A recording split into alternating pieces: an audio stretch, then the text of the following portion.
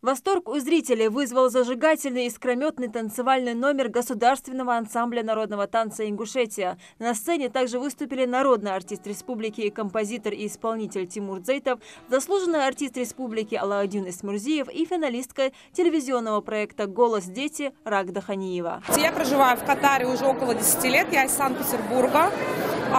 Работаю здесь учителем английского языка. Какие у вас впечатления после концерта? Эмоции? Очень замечательный концерт. Нас, в принципе, сама музыка кавказская, она сама по себе зажигательная очень. Ребята очень постарались, было видно, что на самом деле они выкладывались. Танец с мячами, искры летели, когда танцевали, супер, очень понравилось. Мы очень благодарны, что вы вообще смогли приехать, и концерт был очень грамотно составлен, и песни были, и танцы были. Ко всем присутствующим в зале обратился глава Ингушетии Юнусбек Евкуров. Наверное, символично, что после встречи официальной президента России Владимира Путина и эмира Катара, его высочества, в Москве, первые мероприятия, такие знаковые, начались с культурных программ. Культура нужна во всех сферах жизни человека, и в религиозной, и в светской деятельности, в общении между людьми, между общинами, особенно между государствами. У нас хорошие творческие проекты и программы. Я надеюсь, что для зрителей, не только тех, которые сейчас в зале присутствуют, но и тех, которые видят это в соцсетях или на телевидении, понравится выступление наших коллективов. За неполных 2 дня пребывания в вашем государстве мы восхищены и добротой, и гостеприимством вашего народа, и достопримечательностью, и красотой, и бытом жизни народа Катара.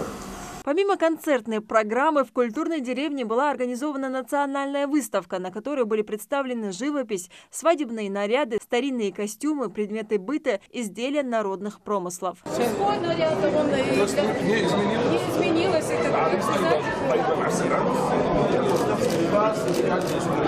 Атрибуты вообще с Северного Кавказа и любого костюма, кинжал, газыри, пояс, он всегда традиционный. Большой интерес у публики вызвала картина из рыбьей кожи с изображением одной из достопримечательностей Катара, изготовленная ингушской компанией «Шади». Этот рисунок отсюда брала? Каймар – это из Катара. Катарский рисунок. Это для музея Катара, она специально сделала. هذه سنهديها إلى متحف قطر. قطر.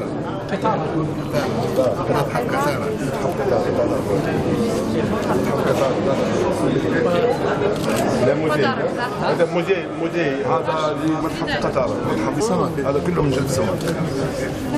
Семга и кальмар. الكلمار هذا جلد السلمون. السلمون والكلمار. والسلمون. Это семга. Мажет. Но она там кучу лежат, потому что дорогой разбирают. Это произведение искусства теперь будет храниться в местном музее. Лейла Гайсанова, Хусен Гагиев, Юсуп Ханиев, Иса Хазботов. Новости 24.